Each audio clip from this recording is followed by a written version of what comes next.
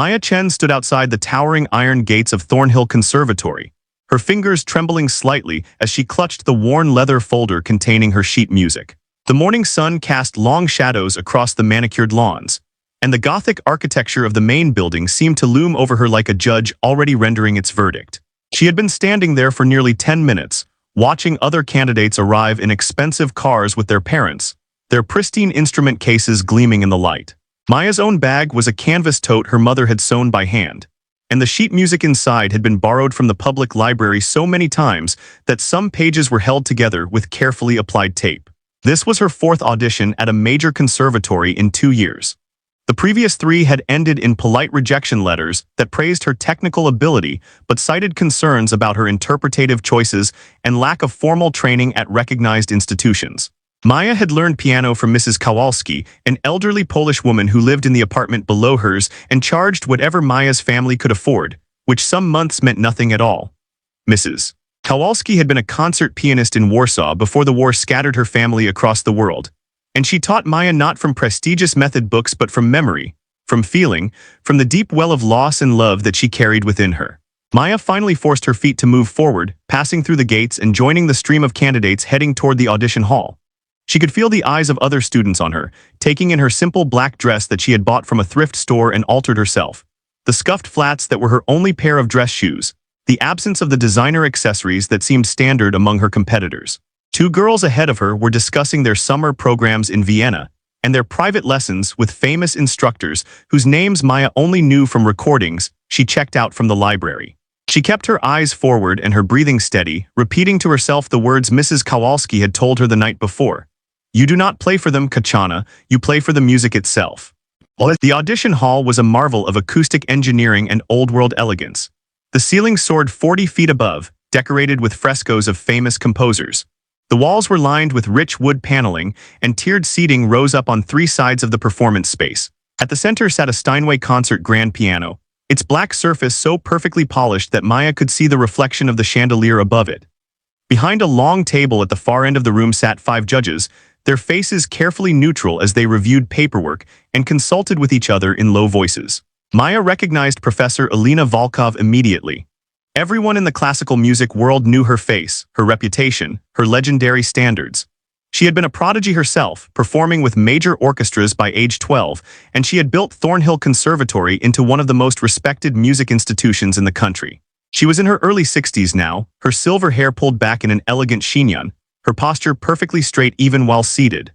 She wore a black suit that probably cost more than 3 months of Maya's mother's salary, and her expression suggested she had already heard everything worth hearing and was merely tolerating the formality of auditions. Maya waited in the holding room with 15 other candidates.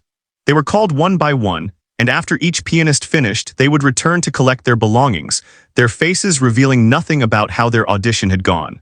Maya tried to practice mental fingering exercises, running through difficult passages in her mind, but she kept getting distracted by the conversations around her.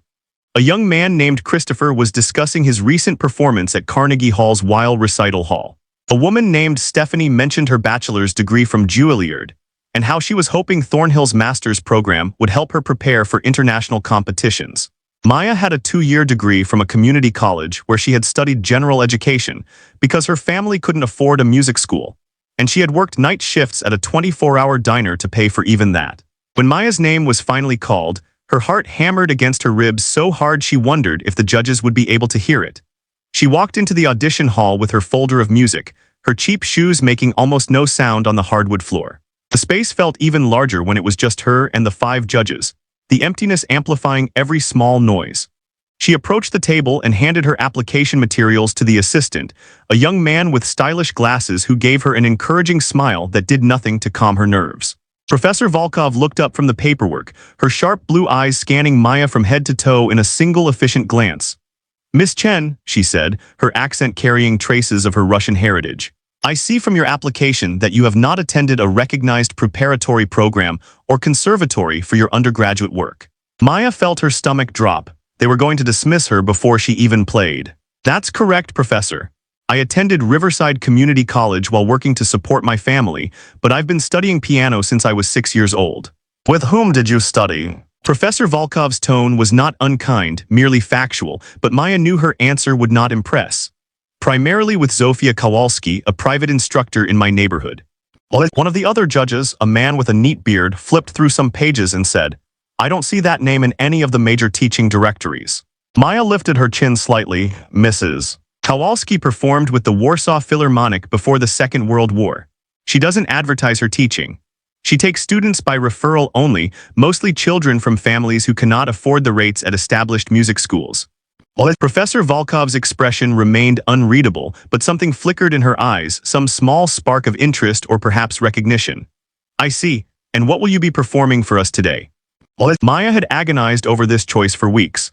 The safe option would have been one of the standard audition pieces, something that would demonstrate her technical proficiency without taking risks.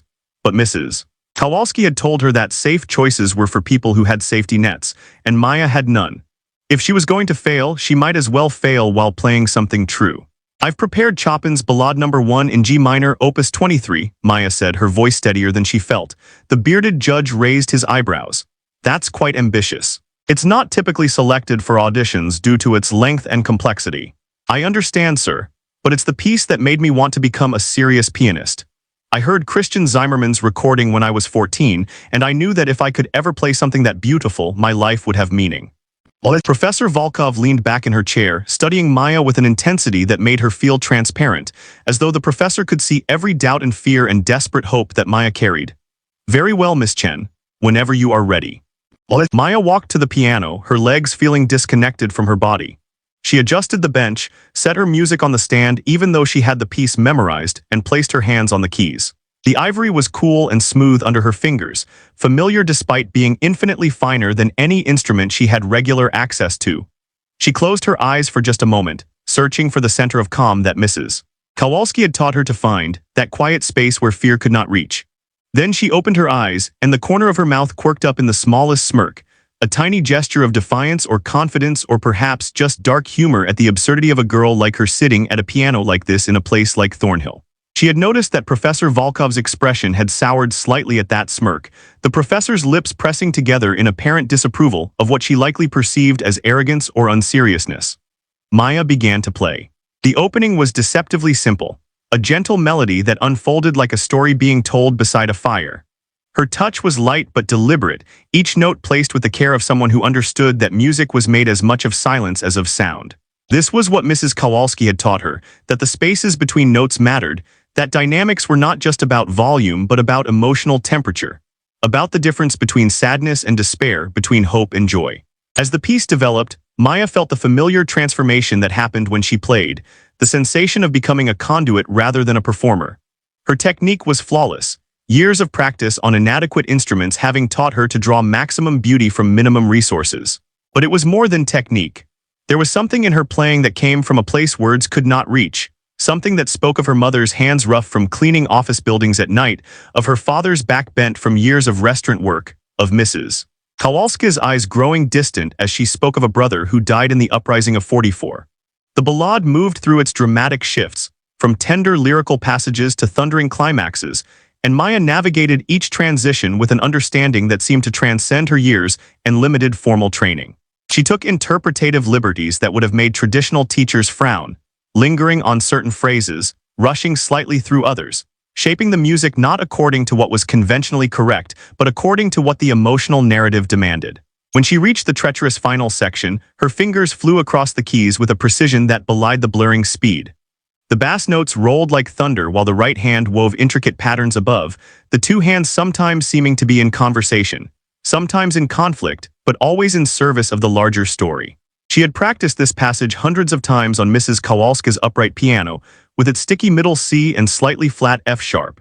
And performing it now on this magnificent Steinway was like speaking in her native language after years of translation. The final chords rang out, powerful and definitive, and Maya held the last notes until they faded completely into silence. Only then did she lift her hands from the keys and lower them to her lap. She was breathing hard, as though she had been running rather than sitting still. There was a thin film of perspiration on her forehead, and she could feel her heart racing. She turned to look at the judges, and that was when she realized something had shifted in the room. The 5 people behind the table were completely still, frozen in attitudes of shock or perhaps awe. Professor Volkov's pen had fallen from her hand and lay on the table, a small spot of ink bleeding onto the white paper beneath it. The bearded judge had his hand pressed to his mouth. One of the other judges, an older woman with kind eyes, had tears running down her cheeks. The silence stretched out, becoming uncomfortable, then surreal.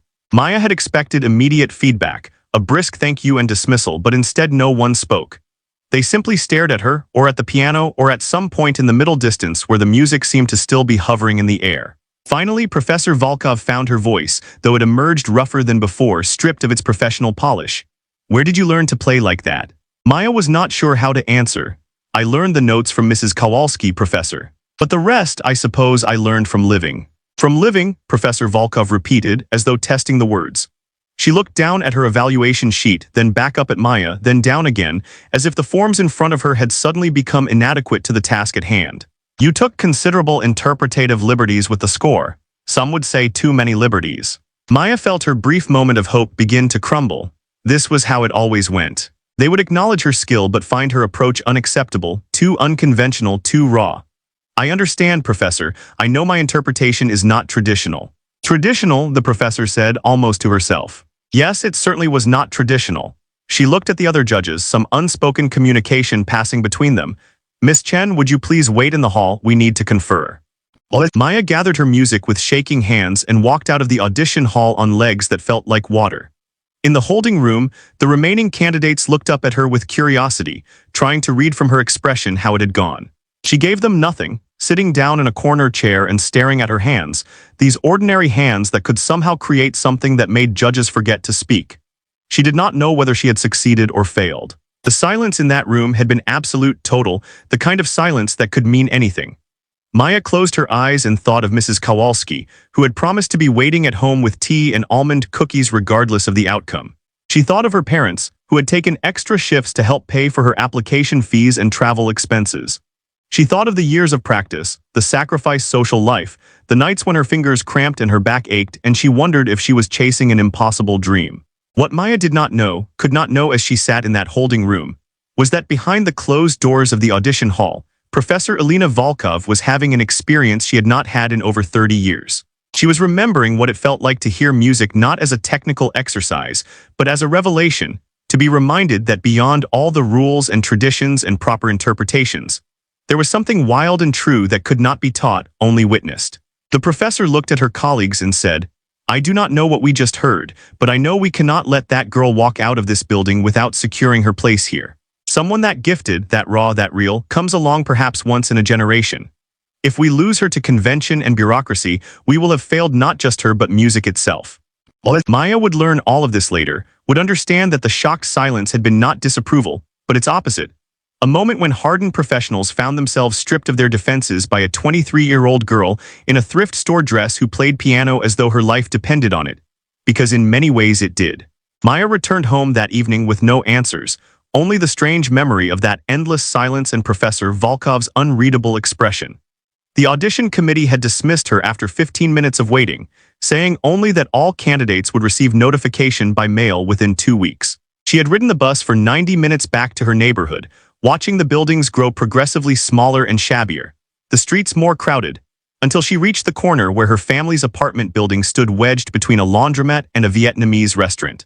Mrs. Kowalski was indeed waiting with tea and cookies, and she listened to Maya's account of the audition with the patient attention she brought to everything. When Maya finished, the old woman reached across her small kitchen table and patted Maya's hand with fingers bent by arthritis. "You did what you were meant to do, Kachana. The rest is not for us to control. Now you must wait, and waiting is sometimes the hardest work of all." The letter arrived 9 days later, a thick cream envelope with the Thornhill Conservatory seal embossed in dark blue. Maya's hands shook so badly that her mother had to open it for her, carefully slitting the envelope and pulling out the folded pages inside. Her mother's eyes scanned the first line, and then she made a sound somewhere between a laugh and a sob and pulled Maya into her arms, crushing the letter between them. Maya had been accepted into the graduate program with a full scholarship covering tuition, room, and board. The letter was signed by Professor Elena Volkov herself, who would be serving as Maya's primary instructor and faculty advisor. Classes began in 6 weeks. The joy that exploded through Maya's chest was so intense it was almost painful. She called Mrs. Kowalski, who wept openly on the phone. She told her father when he came home from his shift at the restaurant, and he sat down heavily in his chair and covered his face with his hands, his shoulders shaking. They had sacrificed so much, worked so hard, believed in her when she barely believed in herself. This acceptance was not just hers but theirs, vindication for every missed meal, every double shift, every time they had chosen her piano lessons over something they needed. But the joy was complicated by fear. Maya had never lived away from home, had never been part of an elite academic environment, had never spent extended time among people who came from wealth and privilege. The scholarship covered her basic expenses, but there would be costs she could not anticipate, social expectations she did not know how to meet. Still, she pushed the fear down and focused on preparation, working extra hours at the diner to save money, buying professional clothes from thrift stores, reading everything she could find about Thornhill's history and reputation. When Maya finally arrived at Thornhill to begin the semester, carrying her 2 suitcases and her canvas bag, she was assigned to a dormitory that felt more like a hotel than student housing. Her roommate was a young woman named Charlotte Pemberton, who arrived with what appeared to be an entire moving truck worth of belongings, including a small electric kettle, a Persian rug, and framed artwork that Charlotte casually mentioned were original prints from her mother's gallery. Charlotte was pleasant enough, greeting Maya with a bright smile and asking friendly questions about her background, but there was a careful quality to her friendliness, as though she were being consciously gracious to someone from a different world. The other students in the graduate piano program were equally polite and equally distant. There were 12 of them in total, and within the first week, Maya learned that she was the only one who had not completed undergraduate work at a recognized conservatory or major university music program. The others had studied at places like Juilliard, Curtis, Eastman, and Oberlin. They had performed at prestigious venues, won competitions, attended summer programs in Europe. They spoke casually about conductors and performers Maya only knew from recordings, dropping names like acquaintances rather than legends. Maya felt the weight of their judgment in small ways. The glances at her simple clothes, the surprise when she admitted she did not own a smartphone and used the library computers to check email. The subtle condescension when they asked about her training and she mentioned Mrs. Kowalski, whose name meant nothing to them. One student, a young man named Reginald who had studied at the Royal Academy in London, actually asked her if she had learned to read music properly or if she played mostly by ear, as though those were the only 2 options for someone of her background. Professor Volkov's first masterclass was held in a smaller recital hall with perfect acoustics and seating for about 50 people. The 12 graduate piano students sat in the front rows while the professor stood near the piano, her presence commanding even in stillness. She was wearing another impeccably tailored suit, this one charcoal gray, and her silver hair caught the light from the tall windows. Excellence, she began without preamble, is not the same as perfection. Perfection is technical, mechanical, achievable through practice and discipline. Excellence is something more rare, something that requires not only skill but soul, not only training but truth. Some of you have spent your entire lives pursuing perfection, and that is admirable. But if you wish to study with me, you must be willing to risk perfection in pursuit of excellence. Her eyes swept across the students and landed on Maya for just a moment, a connection so brief that Maya wondered if she had imagined it. This semester, each of you will prepare a major solo work for performance. You will choose your piece in consultation with me, and you will perform it at the Winter Showcase in December. This performance will constitute a significant portion of your evaluation. After the class, students lined up to speak with Professor Volkov about their piece selections. Maya waited patiently at the back of the line, listening to her classmates propose works by Liszt, Ravel, Prokofiev, each one seeming to try to outdo the previous student in ambition and difficulty. When Maya finally reached the front, Professor Volkov studied her for a long moment before speaking. "Miss Chen, I have been considering what would be appropriate for your showcase piece. Walk with me to my office." They crossed the campus in silence, the professor's heels clicking against the stone pathways while Maya tried to match her brisk pace. The office was exactly what Maya had expected, lined with books and sheet music, dominated by a large desk and a grand piano in the corner. Framed photographs showed Professor Volkov in her youth, performing with famous orchestras, shaking hands with celebrated musicians. Professor Volkov sat behind her desk and gestured for Maya to take the chair opposite. "Your audition was extraordinary, Miss Chen. But extraordinary in audition does not always translate to extraordinary in program. The conservatory environment is demanding, competitive, sometimes brutally so. You will be judged not only by your instructors but by your peers, and many of them come from backgrounds that have taught them to value pedigree as much as talent." Maya felt her defenses rising. I understand that I'm different from the other students, Professor. I know my training wasn't traditional, but I wouldn't be here if I couldn't handle the work. I do not doubt your ability to handle the work, Miss Chen. I doubt whether the work I must assign you will feel fair. Professor Volkov opened a folder and removed a score, placing it on the desk between them. This is what I am assigning you for the winter showcase. Rachmaninoff's Piano Concerto No. 3. Maya felt the blood drain from her face. The Rach 3, as it was known, was legendary in its difficulty, considered one of the most technically demanding pieces in the piano repertoire. It required not only extraordinary technique but physical stamina, the ability to memorize vast amounts of music, and the artistic maturity to shape nearly 40 minutes of complex musical architecture. It was the kind of piece professional concert pianists spent months preparing, and even then some refused to perform it because of its challenges. Professor, I don't understand. The other students are preparing solo works that are 10 or 15 minutes long. This concerto is nearly 40 minutes, and it requires an orchestra. You will perform with piano accompaniment for the orchestral parts, Professor Volkov said calmly. And yes, I am aware of the discrepancy in length and difficulty between your assignment and those of your peers. I am also aware that this seems unfair, perhaps even cruel.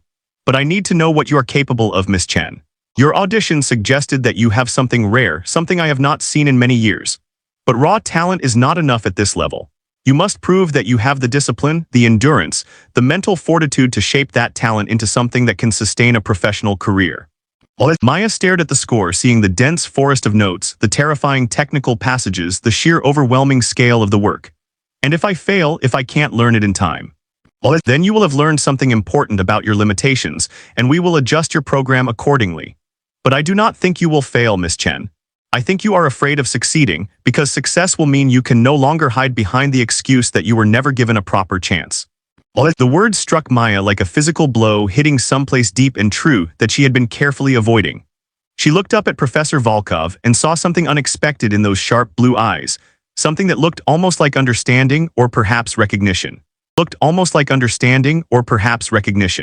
Why are you doing this? Maya asked quietly. Why single me out? Professor Volkov was silent for a moment, and when she spoke, her voice carried a weight of memory. Because 35 years ago, I was a young pianist from Leningrad who defected to the West with nothing but my talent and my determination. I played my first major American audition in borrowed clothes and shoes that did not fit properly. I was assigned repertoire that was meant to expose my weaknesses, to prove that Soviet training was inferior. Instead, I proved what I was capable of, and I built a career that exceeded even my own ambitions. But I also lost something along the way, Miss Chen. I became so focused on perfection, on proving myself, on maintaining my reputation, that I forgot why I fell in love with music in the first place. When I heard you play at your audition, I remembered, and I will not apologize for wanting to see how far that gift can take you.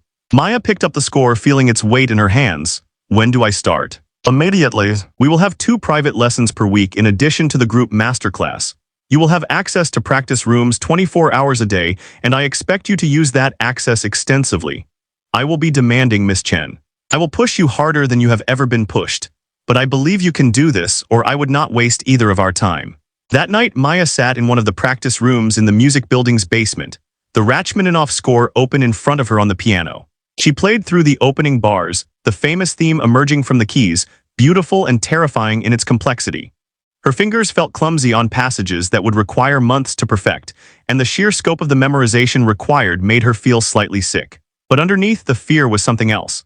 Something that felt like the fierce joy she had experienced as a child when Mrs. Kowalski first showed her that music could be more than pretty sounds, that it could be a language for things too deep for words. Maya thought about her parents, about Mrs. Kowalski, about everyone who had believed in her when she had no credentials, no pedigree, nothing but stubbornness and love. She thought about Professor Volkov's words, about hiding behind excuses and being afraid of success.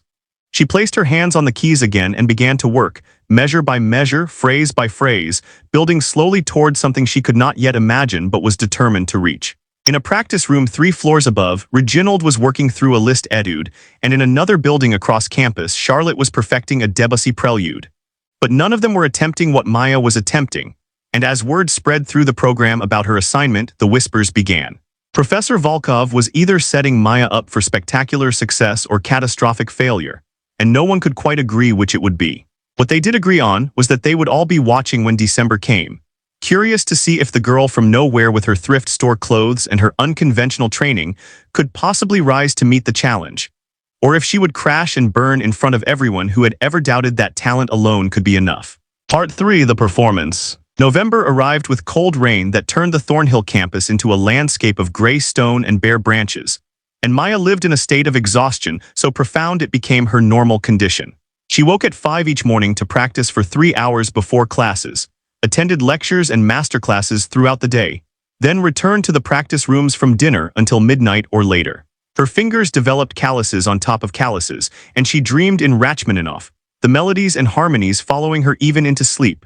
Professor Volkov was relentless in their private lessons, stopping Maya every few measures to demand greater clarity, more emotional depth, better control of dynamics. She made Maya play difficult passages in the dark to ensure her hands knew the geography of the keys without visual reference. She made her practice with a metronome until Maya wanted to smash the clicking device against the wall. She made her analyze the harmonic structure, understand the architecture, articulate exactly what emotional journey each section was meant to convey. "You cannot simply feel the music, Miss Chen," the professor would say. "You must understand it intellectually as well as emotionally. The brain and the heart must work together, or you have either cold precision or shapeless sentiment. Neither is acceptable." Maya's relationship with her fellow students deteriorated as the semester progressed. They saw how much time Professor Volkov devoted to her, how seriously the professor took her development, and resentment built like pressure behind a dam. Charlotte became politely distant, spending most of her time in other friends' rooms. Reginald made pointed comments about fairness and favoritism during masterclasses. A few students were openly hostile, questioning in group discussions whether someone from Maya's background really belonged at Thornhill, whether admitting students without proper credentials lowered the program's prestige. The only person who showed Maya consistent kindness was a fellow graduate student named James Park, a violinist from the strings program who often practiced in the room next to hers. He would bring her coffee during late-night practice sessions, sit with her during meals when others excluded her, remind her gently that she needed to sleep occasionally. He had come from a middle-class background himself, had worked his way through his undergraduate years at Indiana University, and he understood the particular loneliness of being surrounded by wealth when you came from nothing. "They're threatened by you," he told her one evening over cheap pizza in the student center.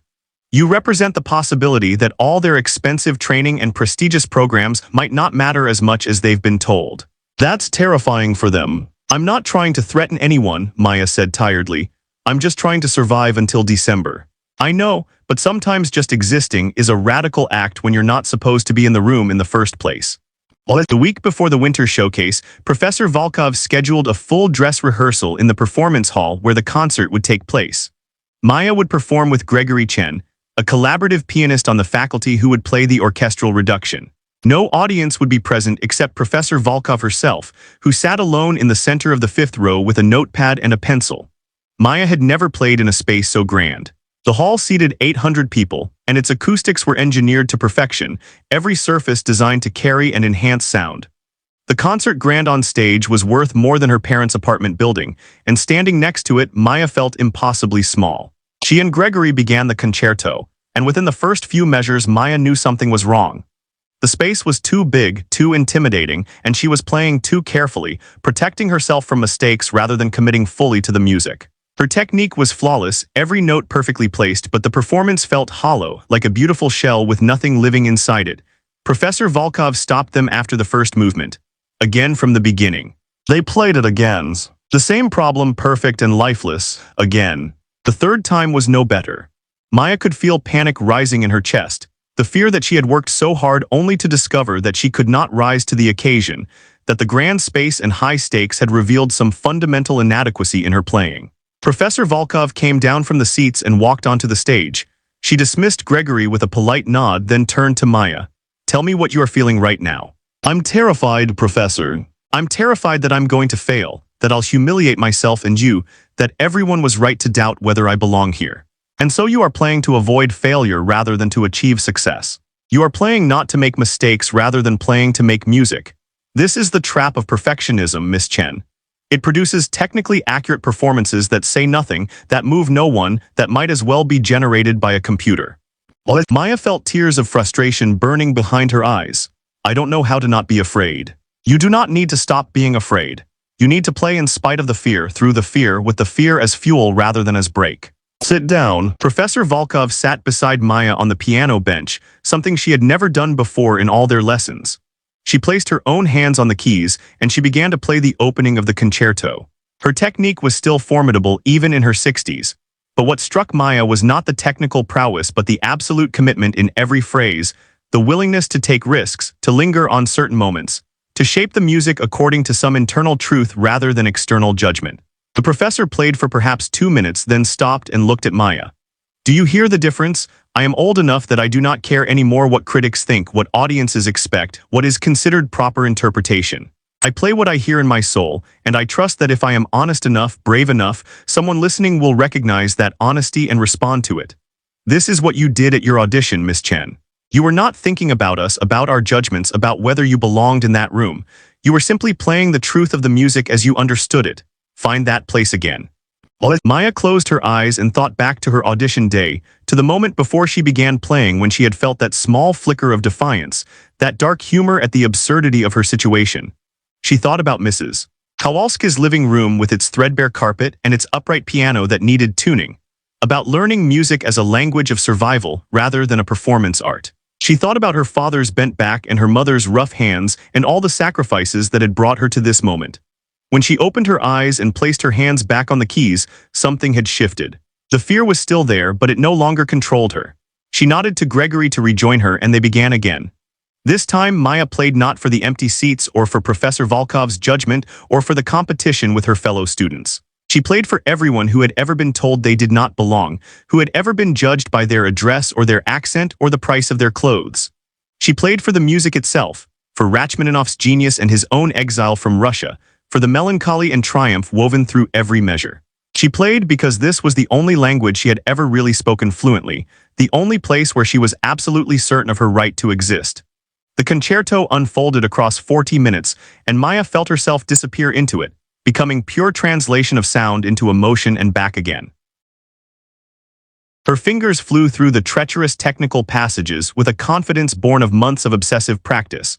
But more than that, she shaped the musical architecture with the maturity of someone far beyond her years. She took interpretative risks, holding back in places where others might rush forward, surging ahead where others might linger, trusting her instincts even when they contradicted conventional wisdom. When the final chords rang out and faded into silence, Maya was breathing hard, her dress damp with perspiration, her entire body vibrating with the effort and release of performance. She looked out into the seats and saw Professor Volkov standing, her notepad forgotten on the chair beside her.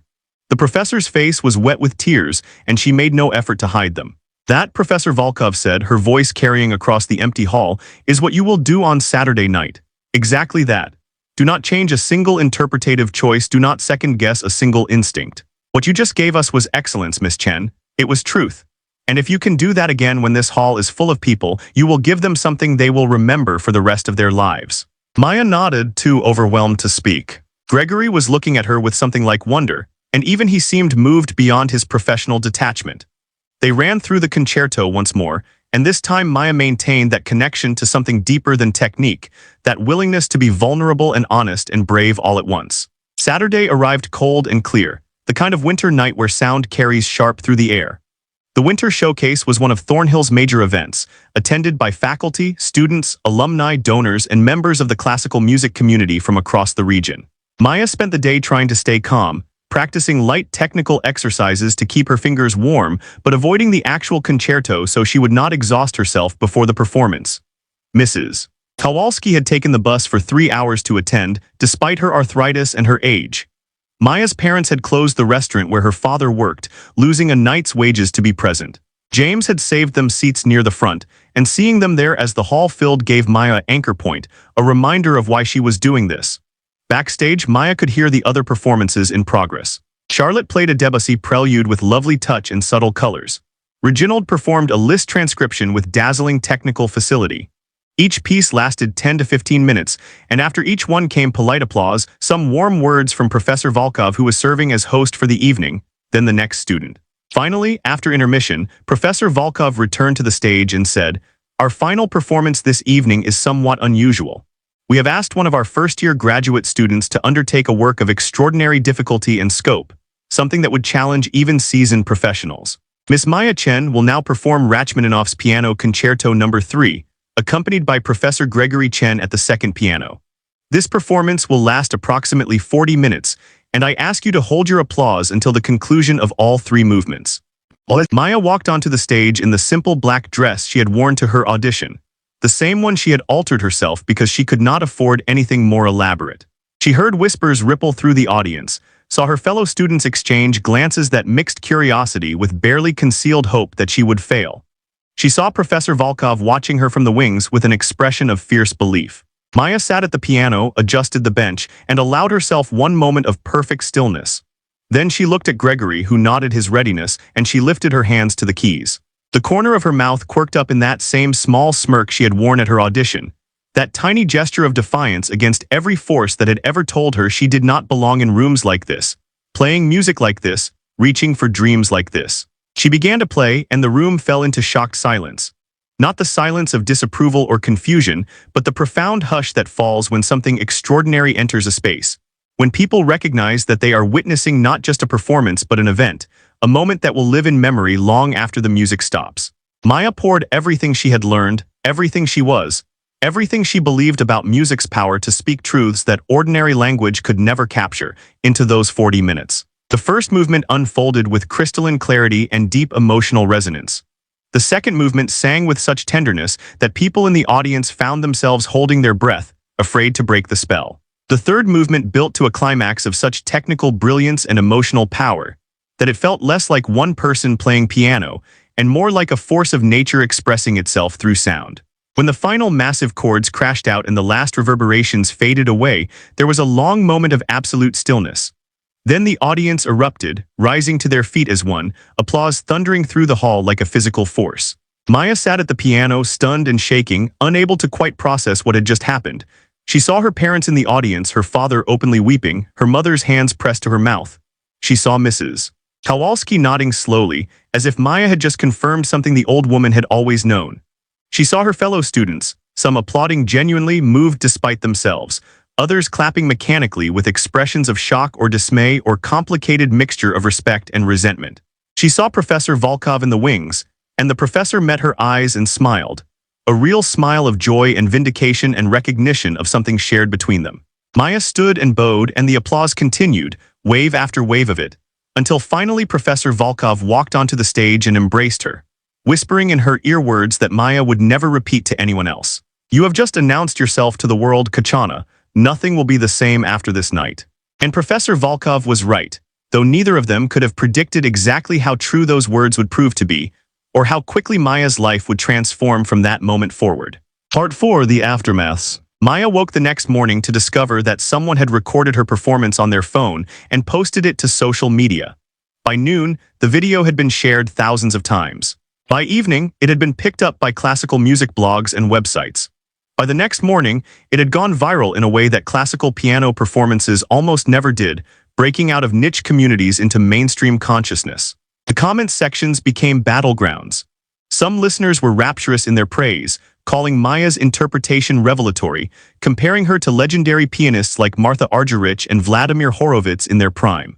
Others were harshly critical, accusing her of taking unacceptable liberties with Rachmaninoff's score, of sacrificing scholarly accuracy for emotional manipulation, of representing everything wrong with modern classical music's populist turn. The controversy intensified when a prominent critic named Richard Ashford published a scathing review in Classical Music Today, one of the field's most respected publications. He wrote that while Maya's technical ability was undeniable, her interpretation represented a dangerous trend towards sentimentality and self-indulgence in classical performance. He questioned whether Thornhill Conservatory was maintaining proper standards by admitting students without traditional credentials, suggesting that Professor Volkov's famous defection story had made her overly sympathetic to unconventional backgrounds at the expense of rigorous training. The review wounded Maya more deeply than she wanted to admit. She had known she would face criticism, but seeing her performance dismissed as sentimental and self-indulgent, seeing her admission to Thornhill framed as lowered standards rather than recognized potential, brought back every insecurity she had been fighting all semester. She stopped checking social media, stopped reading comments, tried to focus on her regular coursework and practice schedule. But the attention would not simply disappear. A talent manager from New York called Professor Volkov's office requesting a meeting with Maya. A small recording label expressed interest in producing an album. She received invitations to perform at venues she had only dreamed of visiting. The offers were flattering but also overwhelming, and Maya had no framework for evaluating them, no understanding of the business side of classical music. At Thornhill, the response was equally complicated. Some faculty members celebrated Maya's success as validation of the conservatory's mission to nurture exceptional talent regardless of background. Others quietly agreed with Ashford's critique, suggesting in faculty meetings that viral fame was not the same as artistic merit, that social media popularity could actually be detrimental to serious musical development. Among the students, the divisions deepened. A few genuinely celebrated Maya's achievement, recognizing that her success did not diminish their own. But many felt that the attention Maya received was disproportionate to her relatively brief training, that it somehow invalidated the years they had spent at prestigious preparatory programs and undergraduate institutions. Reginald was particularly vocal, arguing in masterclass that interpretative freedom needed to be earned through years of studying historical performance practice and stylistic conventions.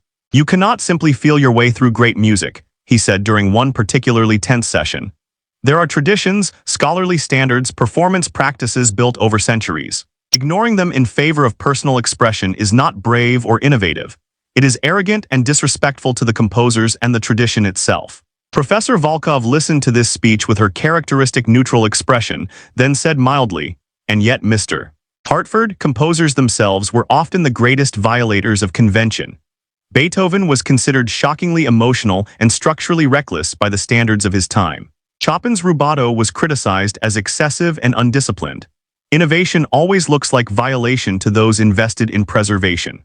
But there's a difference between earned innovation and mere novelty," Reginald persisted. "Someone with Miss Chen's limited formal training cannot possibly have the depth of knowledge required to make informed interpretative choices." Maya felt her face flush hot. She had been silent through most of these discussions, trying to avoid conflict, but something in Reginald's tone pushed her past her limit. "You're right that I don't have your educational pedigree," she said, her voice shaking slightly. "I didn't attend elite preparatory programs or study with famous teachers or perform at prestigious venues before coming here. But I've been playing piano since I was 6 years old, practicing for hours every day, learning from a woman who performed with world-class orchestras before you were born. My training was different from yours, not absent. And maybe, just maybe, the fact that I learned music as a language before I learned it as an academic discipline gives me access to something you've intellectualized away." The room went silent. Charlotte looked uncomfortable, a few other students seemed shocked that Maya had spoken so directly, and Reginald's face darkened with anger. Professor Volkov intervened before he could respond, redirecting the discussion to technical matters, but the confrontation had made explicit what had been implicit all semester. Maya left the masterclass feeling shaky and exposed. James caught up with her in the hallway, putting a supportive hand on her shoulder. "That took courage," he said, "and you weren't wrong. I shouldn't have said it, I just made everything worse. You made the conflict visible instead of letting it fester underneath. That's actually healthier, even if it feels worse right now." That evening, Professor Volkov summoned Maya to her office.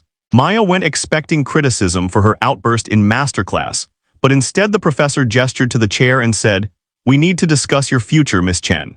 You have attracted significant attention, and while I am gratified that your talent is being recognized, I am also concerned about the pressure this attention brings. You are still in training, still developing your artistry, and too much exposure too soon can be as damaging as too little."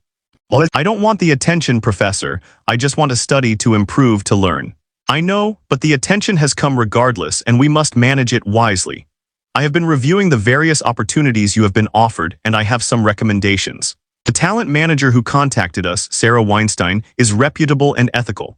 I think you should meet with her, not to sign immediately but to educate yourself about how the professional music world operates." The recording offer, however, is premature. You are not ready to commit your interpretation to permanent record, and I will not allow you to be rushed into something you may later regret. Maya felt a wave of relief that someone was helping her navigate these unfamiliar waters. "What about the criticism, Professor? The reviews that say my playing is sentimental and self-indulgent?" Professor Volkov smiled slightly. "Richard Ashford has been writing similar reviews for 30 years. He believes that emotional restraint equals intellectual rigor, which is a common confusion among critics who cannot themselves perform. You will face criticism throughout your career, Miss Chen. The question is not how to avoid it, but how to evaluate which criticism contains truth worth learning from and which reflects the critic's own limitations rather than yours. Well, how do I tell the difference? Time and experience. But I will share something I learned the hard way. Criticism that makes you want to give up entirely is usually rooted in the critic's own fear or prejudice and can be dismissed. Criticism that makes you want to prove the critic wrong through improvement is often pointing toward genuine areas for growth, even if expressed harshly. And criticism from people who have actually done what you are attempting to do is worth more than criticism from those who merely study or observe. They talked for another hour about practical matters, about Maya's spring semester schedule, about repertoire choices for her remaining time at Thornhill. Professor Volkov was building a careful plan for Maya's development, balancing exposure with protection, challenge with support, always pushing but never so hard that Maya would break under the pressure. As Maya was leaving, the professor said, "There is something else you should know. The video of your performance has now been viewed over 2 million times.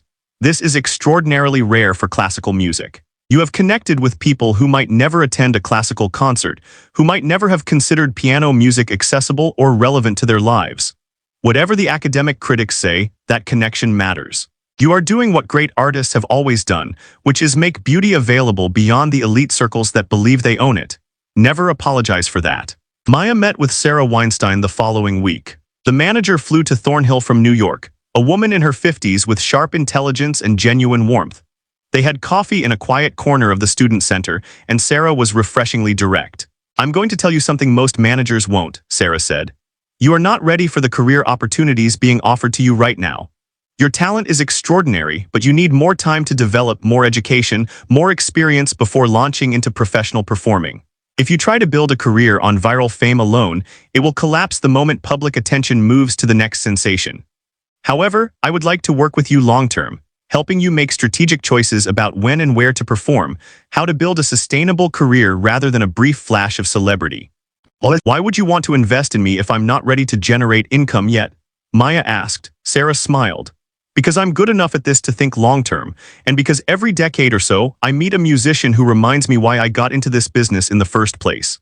You're one of those musicians, Maya. I would be honored to help guide your career when you're ready to have one." They agreed that Sarah would serve as an informal advisor for now, helping Maya evaluate opportunities without any formal management contract. It was exactly the kind of arrangement Maya needed: protection without pressure, guidance without obligation. As winter turned to spring, Maya settled into a new normal. The viral attention gradually faded as internet culture moved on to new fascinations. The controversy in classical music circles continued, but at a lower volume, becoming just another ongoing debate in a field that thrived on debate. Maya focused on her coursework, learning new repertoire, growing as both a technician and an artist under Professor Volkov's demanding tutelage. But something fundamental had shifted. Maya now knew that her playing could move people beyond the conservatory's walls, that the connection she felt to music was something others could hear and respond to. She knew that she had enemies in the classical music establishment who saw her as a threat to standards and traditions, but she also had advocates who believed she represented the future of the art form. She knew that her journey would be more difficult than those who came from traditional backgrounds, but also potentially more meaningful if she could prove that excellence was not the exclusive property of privilege. Mrs. Kowalski called every Sunday, and during one of these conversations, Maya confessed her fear that she had not truly earned her success, that maybe the critics were right to question her credentials. The old woman listened quietly, then said in her accented English, "Kachana, I will tell you what my teacher told me when I was young and doubting. Music does not care about your papers, your certificates, your proper training. Music cares only whether you can translate its truth into sound that touches human hearts. Everything else is just what nervous people use to protect themselves from the terror of real feeling. You have the gift of truth, Maya. Do not let the nervous people convince you to trade it for their approval." Those words sustained Maya through the remainder of her first year at Thornhill, through continued tensions with some classmates, through the ongoing challenge of belonging to a world that was not sure it wanted her.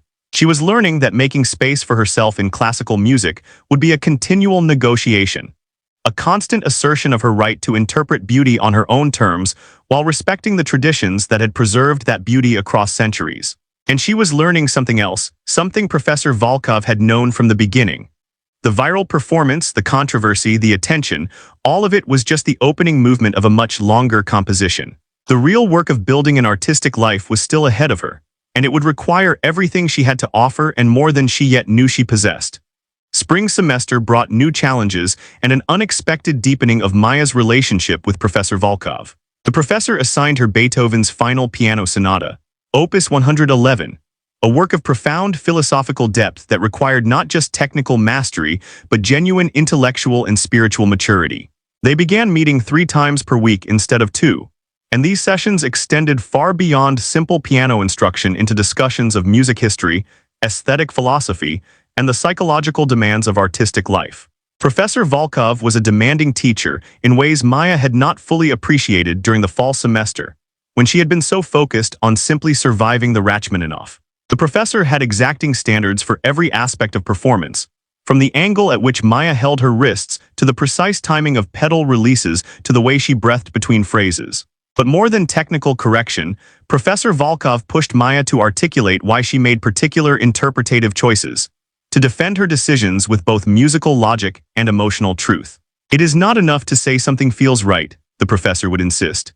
You must understand why it feels right. What about the harmonic structure or melodic line or historical context makes your choice valid? Intuition is essential, but intuition without understanding is just guessing, and guessing is not sufficient at this level. These lessons were exhausting in ways that had nothing to do with physical stamina. Maya would leave Professor Volkov's studio mentally drained, pages of notes to review, new concepts to research, recordings to study for comparison. But she was also learning to think about music in new dimensions, understanding how the technical, emotional, historical, and theoretical aspects all wove together into a complete artistic statement. One afternoon in late March, after a particularly intense session on the slow movement of the Beethoven, Professor Volkov set aside the score and said, "Tell me about your teacher, this Mrs. Kowalski. What was her approach to teaching?" Maya was surprised by the personal question. Professor Volkov rarely inquired about her life outside of music. She taught me to listen first and play second. She would have me listen to recordings, lots of different interpretations of the same piece, and she would ask me what I heard, what moved me, what felt true versus what felt like someone showing off. She said that technique was just a servant to music, not the master, and that if I only learned technique, I would become a very accurate robot. She was right, of course, but there is danger in that approach as well. The danger that students never develop the discipline to serve their intuitions fully. You are extraordinarily gifted intuitively, Miss Chen, but your technical foundation has gaps. Not in your ability to play difficult passages, but in your systematic understanding of how to solve problems, how to practice efficiently, how to maintain your instrument, by which I mean your body, over the course of a long career. Are you saying Mrs. Kowalski taught me wrong? Maya felt defensive rising in her chest.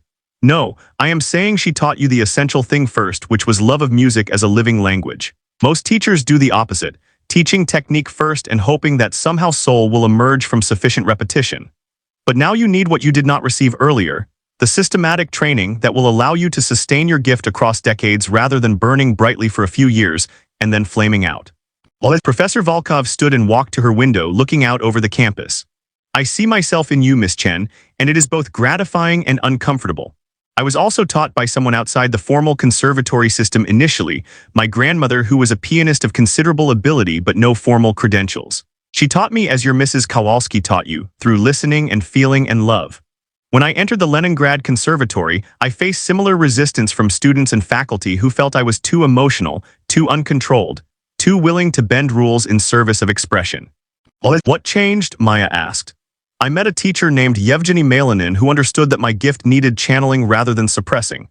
He taught me discipline without killing spontaneity, structure without imposing rigidity. He showed me that the goal was not to choose between heart and mind, but to make them partners. I am attempting to do for you what he did for me, but you must be willing to undergo the process even when it is frustrating. I am willing, Professor. But sometimes I worry that the more I learn about proper interpretation and historical practice and all the intellectual frameworks, the more I'll lose the directness that made my playing effective in the first place. Professor Volkov turned from the window and looked at Maya with unexpected gentleness. That is a legitimate fear, and some pianists do lose their spontaneity as they gain sophistication. But I do not think you will, because your connection to music is too fundamental to your identity. You are not someone who happened to learn piano. You are someone for whom piano is a native language, perhaps the only language in which you are completely fluent. That kind of deep integration does not disappear with education. It only becomes more articulate. These conversations opened something between Maya and Professor Volkov, a mutual recognition that transcended the normal teacher-student relationship. They were both women who had fought their way into spaces that had not welcomed them, who had refused to be diminished by criticism or prejudice, who believed that music's purpose was not to preserve tradition for its own sake, but to speak living truth across time. They approached this shared understanding from different generations and different backgrounds, but the connection was real and increasingly important to both of them. However, this closeness did not escape the notice of others. By mid-April, there was open resentment among some students about the amount of attention Professor Volkov devoted to Maya. A group of graduate students submitted a formal complaint to the department chair, arguing that the professor's favoritism was creating an inequitable learning environment and that other students were being neglected in favor of her pet project. The department chair, a mild-mannered musicologist named Dr. Patterson, called Maya into his office. He was clearly uncomfortable with the situation, adjusting his glasses repeatedly as he explained that concerns had been raised about the distribution of faculty attention and resources. "I want to be clear that no one is questioning your talent or your right to be here, Miss Chen," he said carefully.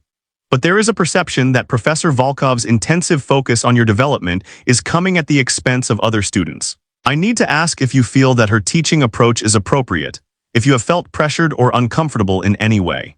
Maya understood what he was really asking, whether there was any impropriety in her relationship with Professor Volkov, whether the attention was somehow inappropriate beyond the professional. "Dr. Patterson, Professor Volkov has been demanding, exacting, sometimes almost harsh in her expectations. But she has also been the most important teacher I've ever had. She pushes me because she believes I'm capable of more than I think I am. If other students feel neglected, maybe they should ask themselves whether they're working hard enough to deserve the same level of attention." Dr. Patterson winced at the bluntness of her response. "I appreciate your perspective, Miss Chen. I'll make note of it in my report, but I would advise you to be mindful of how this situation appears to your peers. Perceptions matter in a community like this, even when they're not entirely fair." When Maya told Professor Volkov about the meeting, she expected anger or defensiveness. Instead, the professor sighed wearily and said, "This is the price of being visible, Miss Chen. When you succeed in ways that challenge expectations, people look for ways to diminish that success, to explain it through favoritism or luck or anything except your actual ability. I dealt with similar accusations throughout my performing career. The key is not to let their resentment alter your focus or make you feel guilty for receiving the teaching you need. But what if they're right? What if you're giving me more attention than is fair? Fair would be giving every student exactly what they need to reach their potential. You need intensive guidance because you are attempting to compress years of systematic training into a shorter time frame while also developing repertoire at a professional level. Mr. Hartford needs less attention because he already received that systematic training over many years. Equal distribution of resources is not the same as fair distribution, though people often confuse the two. Despite Professor Volkov's reassurances, the complaint created a chilling effect. The professor began to be more careful about how much time she spent with Maya, more aware of appearances, less willing to schedule additional lessons beyond their official meetings. Maya felt the loss acutely, understanding that politics and perception were limiting her access to the teaching she desperately needed. James noticed her frustration and suggested she seek out additional mentorship from other faculty members, to diversify her support network and reduce the appearance of overdependence on Professor Volkov. Maya began studying chamber music with a viola professor named Dr. Martinez, who taught her about collaborative performance and the skills needed to play with other musicians. She attended lectures by visiting artists, sought advice from the career counseling office, made efforts to integrate herself more fully into the conservatory community. But the relationship with Professor Volkov remained central to her development, and they found ways to continue their intensive work while being more discreet about it. They would schedule official lessons at regular times, but then happened to cross paths during Maya's practice sessions, where the professor would offer guidance that was not formally recorded. They communicated via email about repertoire choices and interpretative questions, maintaining a dialogue that extended beyond their face-to-face meetings. In May, Professor Volkov invited Maya to her home for the first time, something she did rarely with students. The house was elegant but not ostentatious, filled with books and scores and photographs from the professor's performing career. They spent an afternoon looking through old programs and recordings, And Professor Volkov told stories about performances that had gone brilliantly and others that had been disasters, about the politics of concert management and the psychology of competition. I want you to understand that a career in music is not a straight line upward, the professor said as they drank tea in her book-lined study. There will be periods of recognition and periods of obscurity, performances where you touch the divine and performances where you wonder why you ever thought you had talent. The musicians who survive are not necessarily the most gifted but the most resilient, those who can weather criticism and disappointment without losing their core belief in their own artistic worth. How did you maintain that belief? Maya asked, especially when you first came to America and had to prove yourself all over again. Professor Volkov was quiet for a long moment. Honestly, there were times I nearly lost it. Times I considered giving up performing and just teaching, or even leaving music entirely. What saved me was remembering why I had defected in the first place, what I was willing to risk everything for. It was not fame or success or critical acclaim. It was the freedom to interpret music according to my own understanding rather than according to state-approved ideology. As long as I could still do that, still stand on stage and speak my truth through sound, the rest was just noise. That's what I felt when I played the Rachmaninoff, Maya said. Like I was finally saying something I'd been trying to say my whole life, but never had the words for. Yes, and you will spend the rest of your career finding new ways to say things that cannot be said any other way. This is the real work of being an artist, Miss Chen, not winning competitions or receiving good reviews, but continuing to search for truth and finding the courage to speak it even when speaking it is difficult or unpopular. As spring semester concluded, Maya felt she had gained something even more valuable than technical improvement. She had found in Professor Volkov not just a teacher, but a model for how to navigate a career in classical music while maintaining artistic integrity. The professor's combination of exacting standards and deep emotional engagement, her refusal to separate technical excellence from expressive truth, her willingness to challenge both herself and her students to reach beyond comfortable competence toward genuine excellence, all of this gave Maya a framework for understanding what she was trying to become. Their relationship was not always comfortable. They argued about interpretative choices, disagreed about repertoire selection, frustrated each other with their different approaches to problem solving. But underneath the friction was a fundamental mutual respect, and a shared understanding that the work they were doing together mattered beyond just Maya's individual development. They were, in their own way, proving that talent could emerge from unexpected places, that the classical music world's obsession with pedigree and credentials could be challenged without abandoning standards of excellence. As Maya packed up her dorm room at the end of her first year, preparing to spend the summer in her hometown while continuing to practice and study, she realized that she had been transformed in ways that extended far beyond her piano playing. She had learned to think critically about music, to defend her artistic choices with both passion and logic, to navigate institutional politics without compromising her values. She had learned that success created its own problems, that visibility attracted both support and opposition, that the price of breaking barriers was constant scrutiny and occasional loneliness. But she had also learned that she was strong enough to bear these costs, that her love of music was deep enough to sustain her through criticism and conflict, that she had found in Professor Volkov a mentor who believed in her not despite her unconventional background, but in some ways because of it. As she said goodbye to the professor for the summer, Professor Volkov pressed a thick folder of music into her hands. "This is your summer assignment," the professor said.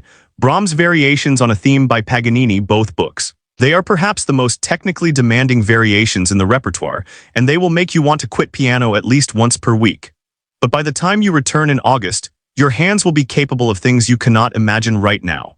And more importantly, you will have spent a summer in deep conversation with Brahms, which is never time wasted." Maya took the music and smiled, recognizing the gift for what it was. Not just an assignment, but an expression of faith. A statement that Professor Volkov believed Maya would return in the fall ready to continue the work they had begun. That the challenges of the first year had not broken her, but had only prepared her for the greater challenges ahead. Maya's second year at Thornhill began under a cloud of tension that had been building over the summer. While she had been home practicing the Brahms Variations and working double shifts at the diner to help her family with expenses, an article had been published in Academic Music Quarterly that reignited the controversy surrounding her admission and success. The article, written by a music theory professor from a rival conservatory, argued that institutions like Thornhill were lowering standards in pursuit of diversity narratives, using Maya's case as a primary example.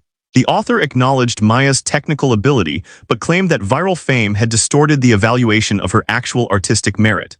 He pointed out that she had not won any major competitions, had not been trained by recognized pedagogues, and had not paid the dues typically required before receiving the kind of opportunities now being offered to her.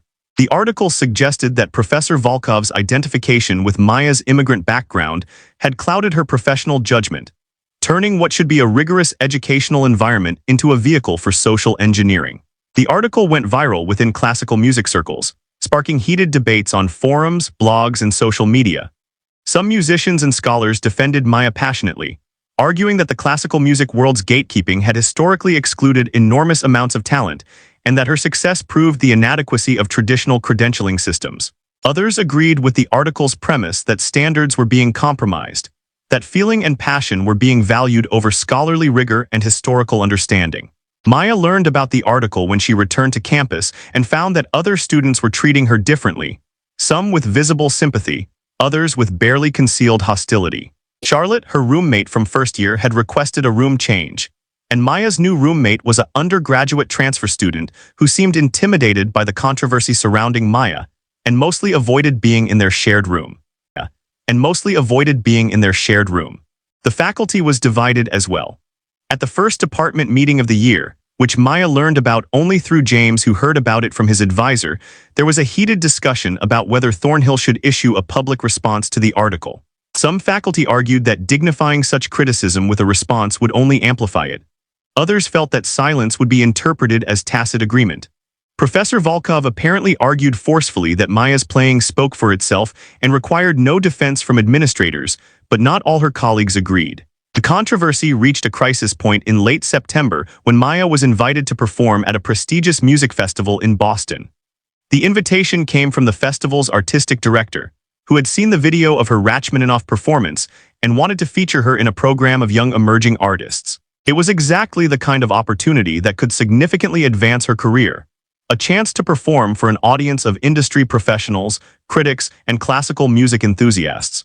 However, when the festival announced Maya's participation, a group of established pianists and teachers signed an open letter questioning the decision. The letter stated that while they wished Maya well in her studies, featuring her so prominently before she had completed her training and proven herself through normal professional channels was harmful to the classical music profession. They argued that social media virality was not an appropriate criterion for selecting festival performers, and that the festival was prioritizing publicity over artistic merit. The letter was devastating to Maya in ways the earlier criticism had not been. These were not anonymous internet commenters or rival academics but actual working musicians, some of whom she had admired for years, collectively declaring that she had not earned her opportunities. She seriously considered withdrawing from the festival, telling Professor Volkov that she did not want to be the center of such controversy, that maybe everyone was right and she should complete her education before accepting professional engagements. Professor Volkov's response was firm. If you withdraw, you validate their criticism. You announce that they have the power to determine who belongs on stage and who does not. Is that what you believe, Miss Chen? That a group of threatened professionals should dictate the pace of your career? But what if they're right? What if I'm not ready? What if I am being promoted beyond my abilities because of factors other than merit? Well, then you will give a mediocre performance and you will learn from it. But I do not believe you will give a mediocre performance. I believe you will demonstrate exactly why you were invited, and those who signed that letter will have to confront the fact that their gatekeeping serves their own interests rather than music's interests. Well, it's not just about me, though. This controversy affects you, affects Thornhill's reputation. Maybe I should have come here in the first place. Maybe I should have stayed at community college and worked my way up more slowly. Professor Volkov's expression softened. Maya, listen to me carefully. There is no correct timeline for artistic development. Some musicians need decades of systematic training before they are ready to perform professionally. Others are ready earlier because their talent and temperament develop differently. The people criticizing you are defending a system that worked for them, that validated their years of expensive training and credential building. Of course, they resist someone who took a different path, but their resistance does not make your path invalid. Despite the professor's reassurance, Maya felt increasingly isolated as the semester progressed. In masterclasses, she sensed other students were holding back from fully engaging with her playing, as though afraid that praising her would align them with one side of the controversy. Some faculty members became noticeably cooler toward her, their feedback more critical, as if to prove they were not showing favoritism. Even James, who remained supportive, seemed careful about how much public association he had with her, aware that the controversy could affect his own reputation. Maya threw herself into practice with almost desperate intensity, spending 8 or 9 hours per day in the practice rooms, working on the repertoire for the Boston Festival and also preparing for her recital requirement and jury examinations.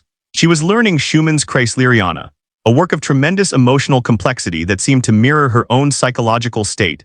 Wild swings between confidence and despair, between defiant assertion and painful self-doubt. In October, 2 things happened that deepened the crisis. First, an anonymous student filed a formal complaint with the conservatory's administration, alleging that Professor Volkov's mentorship of Maya had become inappropriate, suggesting that their relationship extended beyond normal professional boundaries. The complaint included no specific evidence of wrongdoing, but insinuated that the professor's intense personal investment in Maya's success was unhealthy and potentially exploitative. The allegation was absurd and insulting, but it had to be investigated according to university policy. Both Maya and Professor Volkov were interviewed separately by a dean from Student Affairs. The questions were invasive and humiliating, asking about the nature of their relationship, whether they had socialized outside of academic contexts, whether Professor Volkov had ever made her uncomfortable. Maya answered honestly, explaining that the professor had been demanding and sometimes harsh but never inappropriate, that their relationship was built entirely around music and artistic development. The investigation was eventually dismissed for lack of evidence, but the damage was done. Professor Volkov was visibly shaken by the experience, and for the first time Maya saw her mentor's confidence crack. 30 years I have taught at this institution, the professor said during one of their lessons, her voice tight with suppressed emotion. 30 years of maintaining the highest standards, of building this program's reputation, of mentoring dozens of students. And now I am investigated like a criminal, because I dared to believe that a gifted student from an unconventional background deserved the same intensive teaching I would give to any other exceptional talent.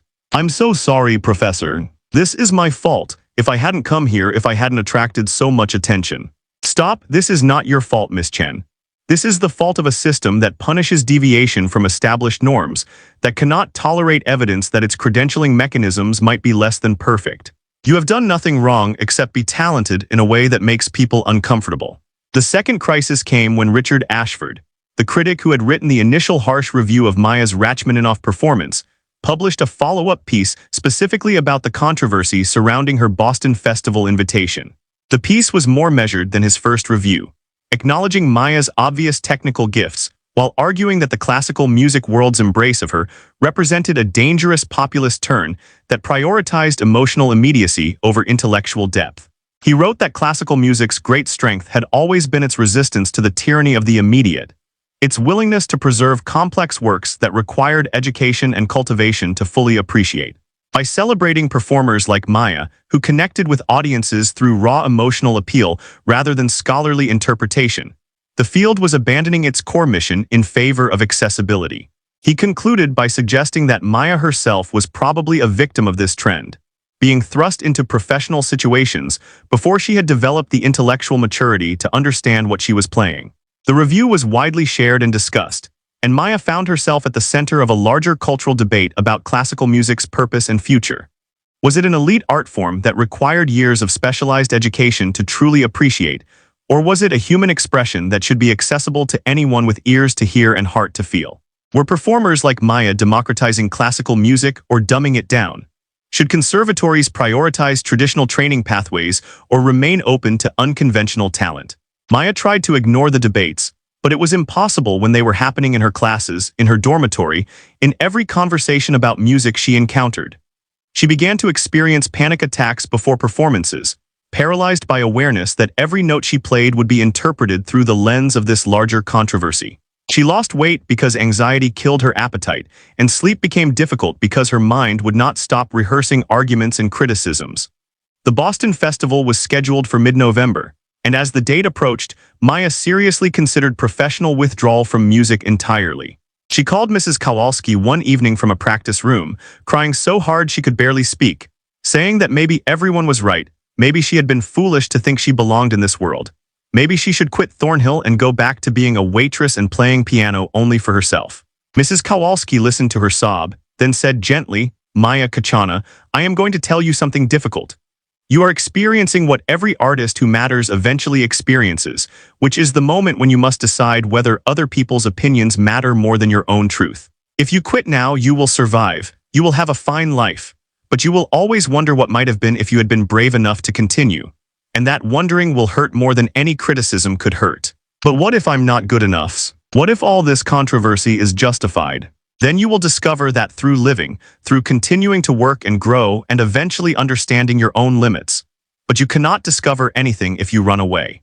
And running away now, when people are watching to see if they can break you, would be giving them exactly what they want. Maya knew Mrs. Kowalski was right, but knowing intellectually and feeling emotionally were different things. She was exhausted from the constant judgment, tired of being a symbol in other people's arguments, desperate for the simplicity of just playing music without every note being analyzed for its implications about class and access and the future of classical music. James found her in the practice room late that night, sitting at the piano but not playing, just staring at the keys. He sat down beside her on the bench and said, "I'm not going to tell you it gets easier because I don't know if it does. But I will tell you that what you're going through matters. Not just for you, but for everyone who will come after you who doesn't fit the traditional mold. If you can survive this, if you can keep making music despite all the people trying to make you quit, you'll prove that there are other paths into this world. And that proof will matter to someone, maybe lots of someone's, even if you never know who they are." Maya leaned her head on his shoulder, too tired to cry anymore. "I just want to play piano, James. I don't want to be a pioneer or a symbol or a controversy. I just want to play. I know, but sometimes we don't get to choose our significance. Sometimes we just have to live our lives as honestly as we can and let the meaning take care of itself." The conversation helped, and over the following days Maya made a decision. She would perform at the Boston Festival. She would play the best she could, not to prove anything to critics or to validate Professor Volkov's faith in her or to win arguments about classical music's future, but simply because she had been invited to play and playing was what she did. If her performance was criticized, so be it. If people continued to argue about whether she deserved her opportunities, she could not control that. The only thing she could control was her own commitment to the music itself. With that decision made, something settled in Maya. She was still afraid, still aware of all the eyes that would be judging her, but she was no longer paralyzed. She practiced the Schumann with renewed focus, and she felt herself connecting to its emotional turbulence in new ways, understanding how Schumann had channeled his own psychological struggles into music of searing honesty. She practiced the Brahms variations, her summer assignment, and found in their relentless technical demands a kind of meditation, a way of quieting her anxious mind through the discipline of repetition. Professor Volkov noticed the change in her and said simply, "You have passed through something, Miss Chen. I can hear it in your playing. You are no longer performing to please or to prove. You are performing because it is what you are." As Maya prepared to travel to Boston, she understood that the controversy would not end regardless of how well she played. There would always be people who questioned her credentials, who believed she had not earned her place, who saw her success as evidence of declining standards rather than proof of talent. But she was beginning to understand that their opinions, however hurtful, did not actually determine her worth or her right to make music. That determination came from somewhere deeper, from the place where she had first fallen in love with piano as a child, from the countless hours she had spent in practice rooms searching for beauty, from the unshakable belief that music mattered more than comfort or safety or the approval of gatekeepers. She was ready to play, not because the controversy was resolved, but because she had finally accepted that it might never be resolved, and she was going to make music anyway. The Boston Festival performance went better than Maya had dared hope. She played the Schumann Kreisleriana with emotional honesty and technical assurance, and the audience response was genuinely warm, unmarred by controversy. A few critics reviewed the concert positively, noting her artistic growth and interpretative maturity. Even Richard Ashford, who attended the performance, wrote a brief notice acknowledging that while he maintained his reservations about her rapid rise, her playing had developed considerable sophistication since her viral Rachmaninoff performance.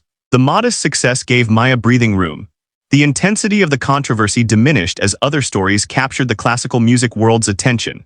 She returned to Thornhill and focused on completing her first year of graduate work, performing well on her juries and recital, earning respect from faculty who had been skeptical. The spring semester brought new repertoire, continued work with Professor Volkov, and a growing sense that she might actually survive and even thrive in this competitive environment.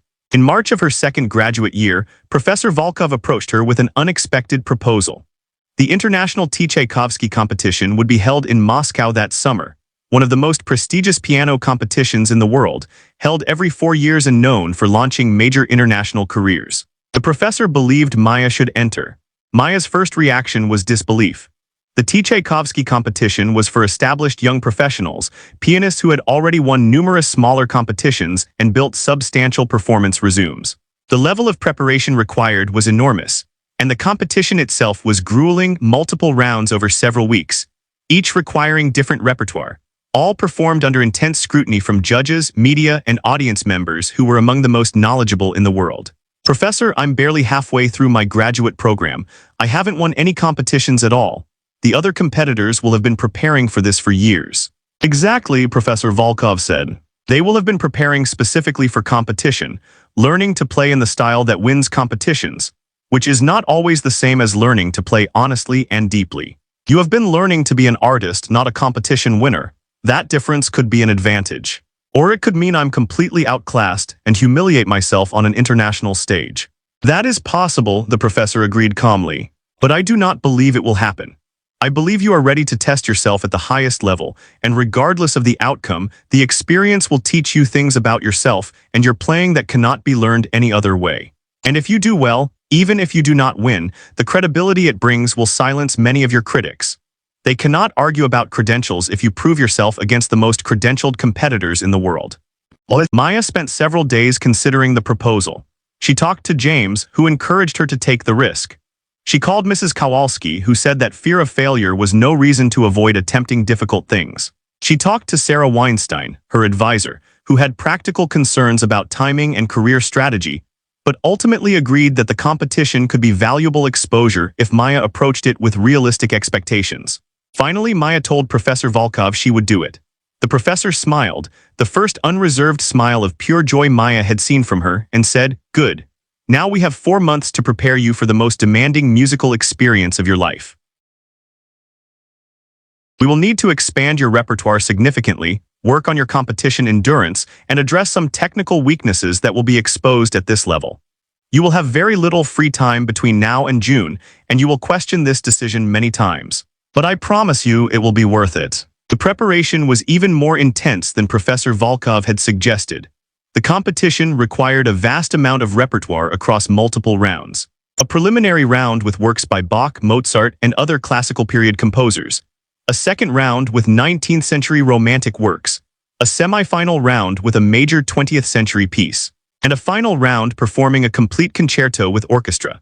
Maya had to learn several new substantial works while maintaining and refining pieces she already knew, all while continuing her regular coursework and jury requirements. Professor Volkov brought in additional teachers to work with Maya on specific aspects of her preparation. A specialist in historical performance practice helped her understand stylistic conventions in Bach and Mozart. A Russian-born pianist who had competed in the Tchaikovsky competition decades earlier gave her insight into what judges would be looking for and how to handle the psychological pressure. A sports psychologist who worked with Olympic athletes taught her mental strategies for managing anxiety and maintaining focus during long performances.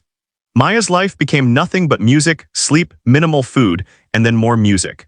She practiced 8 to 10 hours per day, breaking the time into focus sessions on specific repertoire. She listened to recordings of past competition performances, studying how different pianists approached the standard works. She worked on physical stamina, understanding that she would need to perform at her peak level repeatedly over several weeks. By late May, as she prepared to travel to Moscow, Maya had transformed again. She was technically stronger than she had ever been, her repertoire was extensive and deeply prepared, and she had developed a mental toughness that allowed her to perform consistently under pressure. But she had also paid a price. She was physically exhausted, emotionally drained, and somewhat disconnected from the joy that had originally drawn her to music. Playing had become work, important work but work nonetheless, and she missed the simpler pleasure of sitting at a piano just to discover what sounds might emerge. Professor Volkov noticed and addressed it directly. "You have been through a kind of boot camp, Miss Chen, and it has been necessary to prepare you for what you are about to face. But once you arrive in Moscow, once the competition begins, you must find your way back to the part of yourself that plays from love rather than from discipline. All this preparation is just to ensure that technique does not fail you. But technique alone will not distinguish you from dozens of other superbly trained pianists. What will distinguish you, if anything does, is the quality that made me accept you in the first place, your ability to make music speak truth. The Tchaikovsky competition was held at the Moscow Conservatory, and arriving there was overwhelming. 75 pianists from 30 countries had been selected to compete, each one a proven talent with impressive credentials and competition victories. Maya was one of the youngest competitors and certainly the least decorated in terms of previous competition success. She heard Russian, Chinese, Japanese, Korean, French, German, and a dozen other languages in the halls as pianists practiced and prepared, a reminder that she was competing on a truly international stage. The preliminary round took place over 4 days in a hall that seated 500 people. Each competitor performed for 25 minutes, including required pieces by Bach and Mozart plus a work of their choice. Maya played Bach's Partita No. 2, Mozart's Sonata in A minor, and Chopin's Ballade No. 1, the piece from her audition. She played well, cleanly, and musically, but she did not feel the transcendent connection she had experienced in her audition or even at the Boston Festival. She was too aware of the judges, the other competitors, the weight of the moment. Of the 75 pianists who performed in the preliminary round, 50 were advanced to the second round. Maya's name appeared on the list, and she felt relief mixed with anxiety. She had survived the first cut, but the real competition was just beginning. The second round required a 45-minute program of romantic-era music. Maya performed Schumann's Kreisleriana and Brahms' Variations on a Theme by Paganini, Book 1, the pieces she had worked on most intensively over the past year. This time, she felt more present in her playing, less mechanical, and several audience members approached her afterward to express appreciation for her musicality.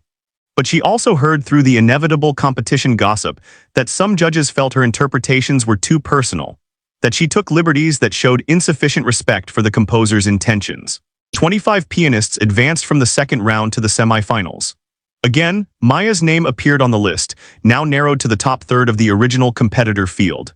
She called Professor Volkov, who had remained in the United States but was following the competition closely through recordings and reports. "Stop listening to gossip about what judges think," the professor advised. "You have made it this far by being yourself, not by being what you think judges want. Continue on that path.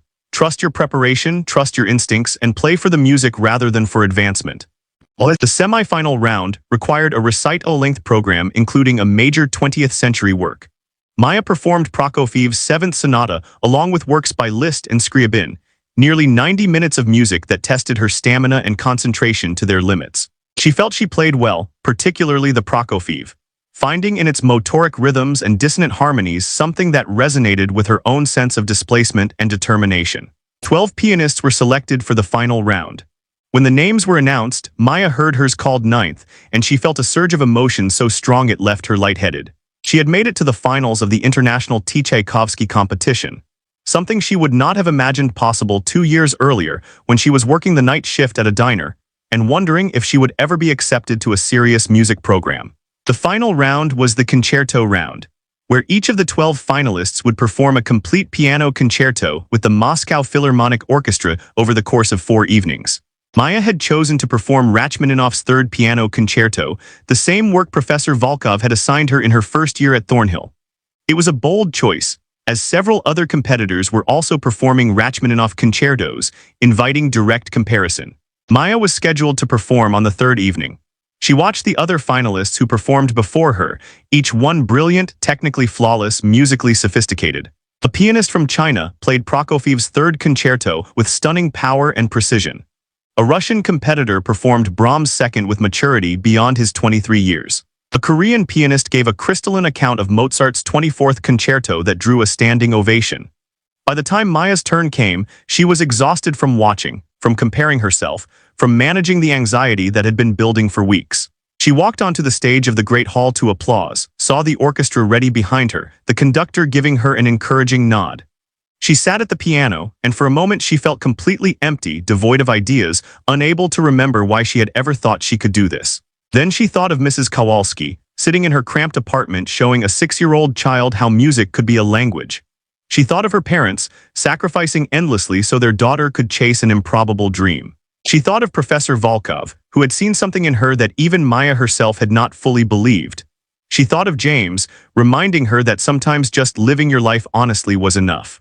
Maya took a breath, placed her hands on the keys, and allowed herself that same small smirk she had worn at her audition, that tiny gesture of defiance against impossibility. Then she began to play. What happened over the next 40 minutes was something Maya would never be able to fully explain. She played the Rachmaninoff Third Concerto not as a competition piece, but as a story she was telling, a conversation between her piano and the orchestra, between her younger, uncertain self and her current, more resilient self, between the scared daughter of immigrants and the artist she was becoming. She took risks, shaped phrases in ways that felt true even if they deviated from standard interpretations, allowed herself to be vulnerable and fierce and tender and powerful all at once. The audience listened in absolute silence, that particular quality of silence that indicates complete absorption. The orchestra responded to her playing with sensitivity and enthusiasm. The musicians themselves caught up in the collaborative creation of something special. The conductor's eyes were bright, and several times he smiled as though recognizing something he had not expected to find. When Maya played the final triumphant chords and the sound faded away, there was a split second of silence, and then the audience erupted. People leaped to their feet, applause thundering through the hall, shouts of brava, echoing from the balconies.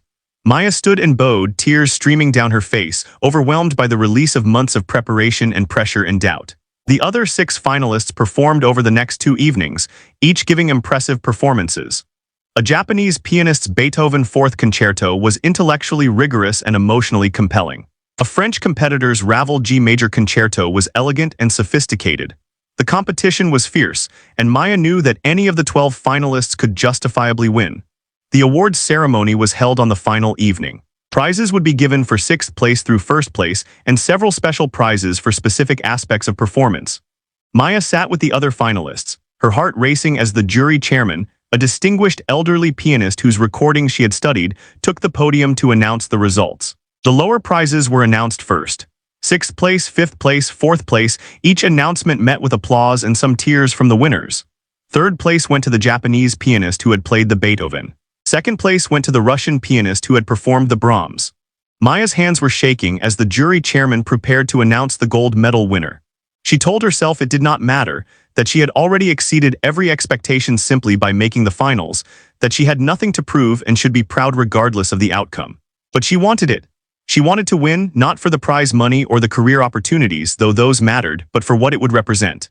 Proof that her path was valid, that talent could come from unexpected places, that love of music and unconventional training could compete at the highest level with traditional conservatory preparation.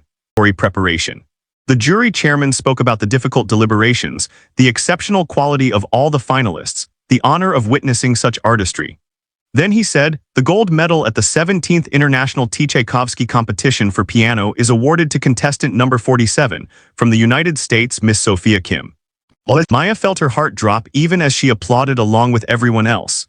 She had not won. A Korean-American pianist from Juilliard who had played an impeccable Tchaikovsky First Concerto had taken the gold. It was a deserving choice, and Maya could not begrudge the winner her achievement. But the disappointment was sharp and immediate, all the more painful because she had allowed herself to hope. Then the jury chairman continued. The jury would also like to recognize contestant number 32, Miss Maya Chen, with a special prize for artistry and interpretative courage. While Miss Chen did not place in the top 3, the jury wishes to acknowledge that her performance of the Rachmaninoff Third Concerto was among the most musically compelling of the competition, and we believe she has a significant career ahead of her. It was not 1st place or 2nd or 3rd. It was a consolation prize, a polite acknowledgement. But as Maya walked to the stage to accept it, she saw the expressions on the jury members' faces, and she understood that something more was being communicated. They were saying that she had moved them, that she had played with authenticity in a competition context where most pianists played it safe, that they respected what she had attempted even if competition politics and scoring systems had not placed her at the very top. Professor Volkov called the next morning. You did not win, she said simply. And I know that hurts, but you received something more valuable than 1st place, Maya. You received recognition from the most knowledgeable judges in the world that you have genuine artistry, not just technical facility. That recognition will open doors that a competition victory might not. It doesn't feel like enough, Maya admitted. I worked so hard, prepared so intensively, and I still wasn't the best. Best is a meaningless word in art, Miss Chen. The pianist who won 1st place played flawlessly and gave the jury exactly what they expected to hear. You played honestly and gave them something they did not expect. Those are different accomplishments, not better or worse, just different. History will decide which approach matters more. Maya returned to the United States emotionally depleted but carrying something new, a sense of having tested herself at the highest level and not been destroyed by the experience. The special artistry prize from the Tchaikovsky competition did indeed open doors. As Professor Volkov had predicted, concert presenters who had been hesitant to book an unproven pianist now had external validation that she was worth taking seriously. The controversy that had dogged her first years at Thornhill faded as critics acknowledged that her Tchaikovsky competition performances had demonstrated genuine artistic maturity. Sarah Weinstein began building Maya's performance schedule carefully, avoiding the trap of overexposure while ensuring she had meaningful opportunities to develop her career. A recital series in smaller cities across the United States, a concerto appearance with a regional orchestra, chamber music collaborations with established string players. Each performance built Maya's confidence and helped her understand what kind of artist she wanted to become. She returned to Thornhill for her final year of graduate work with a new perspective. The classes and requirements that had once seemed intimidating now felt manageable after the intensity of competition preparation. Her relationship with her fellow students improved as they recognized that her success did not diminish their own opportunities. Even Reginald, who had been so hostile during her first year, approached her after a masterclass to say that he had learned something from watching her perform, that he was trying to bring more emotional honesty into his own playing. Professor Volkov seemed lighter, too, as though Maya's success had lifted some burden the professor had been carrying. In their lessons, they spent less time on technical correction and more time on interpretative exploration, discussing philosophical and aesthetic questions about music's purpose and meaning. The relationship had evolved from teacher-student into something more like colleagues, two musicians engaged in a shared search for artistic truth. In January of Maya's final semester, Professor Volkov made an announcement at a faculty meeting that shocked the Thornhill community. She would be retiring at the end of the academic year, stepping down after 32 years of teaching. She was 65, had accomplished more than most musicians ever would, and felt it was time to make space for new voices and approaches. But there was more to the announcement. Professor Volkov was establishing a scholarship fund, endowed with a significant portion of her savings and investments, specifically for piano students from underrepresented backgrounds who showed exceptional promise but lacked traditional credentials. The scholarship would cover full tuition plus living expenses, and it would be named the Zofia Kowalski Scholarship, honoring Maya's first teacher. Maya learned about this when Professor Volkov invited her to tea and told her personally, "You have changed my teaching, Miss Chen, and by extension, my understanding of what this institution should be doing. I do not want yours to be a singular exception, one talented student from an unconventional background who happened to break through. I want there to be a pathway, a mechanism for finding and nurturing talent wherever it exists. This scholarship is my attempt to build that pathway." Maya was crying before the professor finished speaking. The gesture was so generous, so thoughtful, and the choice to name it after Mrs. Kowalski meant more than she could express. "She should know about this," Maya said. "She should understand what her teaching led to." "Then you will tell her," Professor Volkov said. "And you will also tell the first recipients of this scholarship what it takes to succeed here despite coming from outside the traditional pathways. You will be a model for them as you have been a model for me." For her final recital at Thornhill, Maya chose a program that told the story of her journey. She opened with Bach's Partita No. 2, the piece she had played in the preliminary round of the Tchaikovsky competition, representing structure and foundation. She performed Schumann's Kreisleriana, the work that had helped her process the controversy and criticism of her second year. She played several Brahms variations, honoring the summer she had spent building technical strength. And she concluded with Chopin's Ballade No. 1, returning to the piece that had started everything, her audition performance that had changed her life. The recital hall was packed with students, faculty, her parents who had traveled from home, Mrs. Kowalski, who sat in the front row with tears already streaming down her face, James, who had been her steadiest friend, and representatives from venues where she would be performing in the coming months. As Maya walked onto the stage, she felt none of the anxiety that had marked her earlier performances at Thornhill. She felt only gratitude and readiness, a sense of having earned her place in this room through work and resilience, and the willingness to risk failure in pursuit of something meaningful. She played her program with complete confidence, shaping each work according to her own understanding while respecting the traditions and conventions she had learned. The Bach was structured but not rigid, the Schumann passionate but not chaotic, the Brahms virtuosic but not merely showy, the Chopin heartfelt but not sentimental. When she finished, the ovation was long and genuine, and Professor Volkov came onto the stage and embraced her as the audience continued to applaud. After graduation, Maya's career unfolded gradually and sustainably, exactly as Sarah Weinstein had planned. She performed in good venues for appreciative audiences, recorded an album of romantic era works that received strong reviews, and taught masterclasses where she emphasized both technical discipline and emotional authenticity. She did not become a superstar, did not achieve the kind of fame that comes with winning first prize at major competitions. But she built a life in music, which had always been her actual goal. 3 years after graduating from Thornhill, Maya returned for the inaugural awards ceremony for the Zofia Kowalski Scholarship. 2 students had been selected for the first year, a young man from Appalachia who had learned piano from his grandmother, and a young woman from an immigrant family much like Maya's who had been studying with a retired teacher in her neighborhood. Maya spoke to these students about her own journey, about the challenges they would face, about the importance of maintaining their authentic voices while remaining open to learning and growth. Mrs. Kowalski was present for the ceremony, frailer now but still sharp-eyed and attentive. When Maya finished speaking, the old woman stood slowly and said in her accented English, "I teach Maya because she loved music, not because I think she become famous. I teach her because music is too beautiful to keep only for rich people who can pay expensive teachers. Professor Volkov understand this. These scholarships mean that music belongs to everyone who can hear its truth. This is greatest prize better than any competition." The audience applauded, and Maya saw that many people were crying, moved by the simple eloquence of Mrs. Kowalski's words and by the recognition that they were witnessing something important. A small but meaningful challenge to the systems that had historically excluded so much talent from classical music. Professor Volkov, now retired but present for the ceremony, approached Maya afterward. "You have done what I hoped you would do," she said. "You have proven that excellence can come from anywhere, and you have made it easier for those who come after you. That is the real measure of an artistic life, Miss Chen. Not the prizes you win or the reviews you receive, but the paths you open for others and the beauty you add to the world." Maya understood that her journey was not really about herself alone. It was about every person who had ever been told they did not belong because they lacked the right background or credentials or connections. It was about the stubborn belief that talent and passion and hard work should matter more than privilege and pedigree.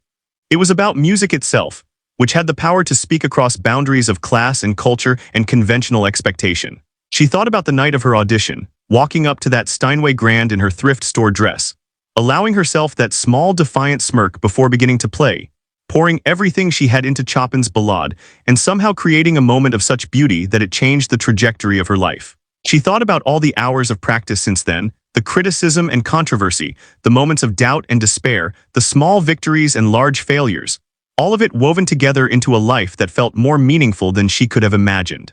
Maya was no longer the frightened girl who had stood outside Thornhill's gates wondering if she belonged. She was a professional pianist, a teacher, a voice in ongoing conversations about classical music's future. She had learned that belonging was not something granted by institutions or gatekeepers, but something you claimed through the quality of your work and the integrity of your artistic vision.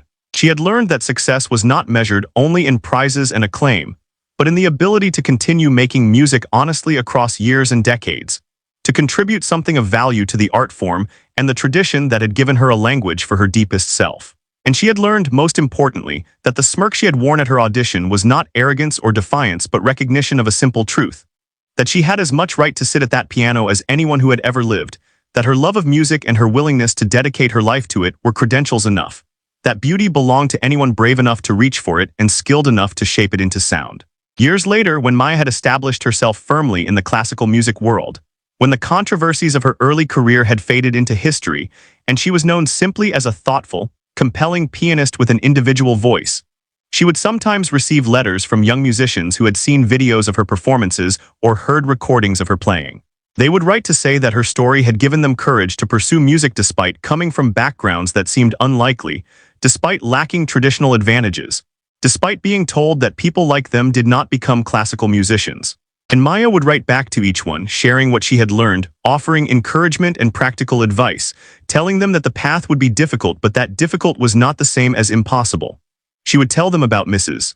Kowalski and Professor Volkov, about the importance of finding teachers who believed in you and traditions worth honoring.